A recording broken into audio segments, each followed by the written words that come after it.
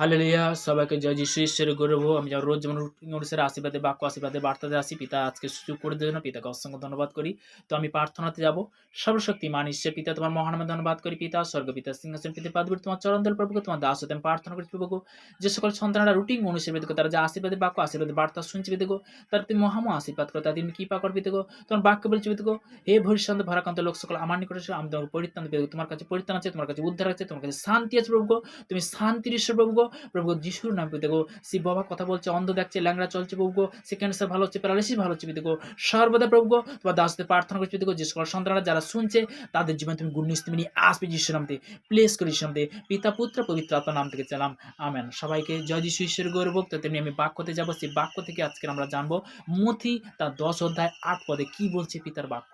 মথি তার 10 অধ্যায় 8 পদে, পীড়িতদিগকে সুস্থ করিও, মৃতদিগকে উৎখাপন করিও, কুষ্ঠদিগকে সূচি করিও, ভূতদিগকে ছাড়াইও। তোমরা বিনামূল্যে পেয়েছো, বিনামূল্যেই দান করো। তো তেমনি বলতে কি আমার ঈশ্বর আমাদের কি করছে, বিনামূল্যে দিয়েছে, বিনামূল্যে কি দান করো। তো তেমনি বলতে কি যে আমরা ঈশ্বরের আজ্ঞা যখন পালন করব, তো তেমনি বলতে কি আমরা পৃথিবীতে এসেছি বলতে কি যদি তুমি ভালো কাজ করো ভালো প্রতিফল তুমি পাবে। তো তেমনি বলতে কি আমরা অপরের জন্য কেন প্রার্থনা করছি, আজকের ভারতবর্ষের জন্য কেন প্রার্থনা করছি, আজকের বলতে কি ইন্ডিয়ান সৈনিকের জন্য কেন প্রার্থনা করছি, আজকের ডাক্তারের জন্য কেন প্রার্থনা করছি, তো আজকের বলতে কি বিশেষ করে মন্ত্রীমহল থেকে পছন্দের সবার জন্য কেন প্রার্থনা করছি, কেননা সবার জন্য প্রার্থনা করা খুবই জরুরি। হালেলুয়া। তো তেমনি বলতে কি যে সর্বদাই আজকের বিশেষ করে আমরা জানছি যে বিভিন্নভাবে যে আমরা দুদিনের জন্য আসছি, তাই না, যদি ভালো কাজ করে যাই তাহলে পিতা কি করবে, আশীর্বাদে পরিণত, কেউ একটা টুকরা জিনিস নিয়ে যেতে পারবে না। তো তেমনি বলতে কি যে আজকে যে আশীর্বাদের বাক্য আশীর্বাদের বার্তা যাদের মধ্যে যাচ্ছে তাদের জীবনে গুড নিউজ আসছে ডিসেম্বর 2026 সালে। হালেলুয়া। তো তেমনি বলতে কি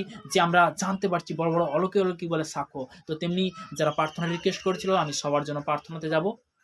হালেলুয়া।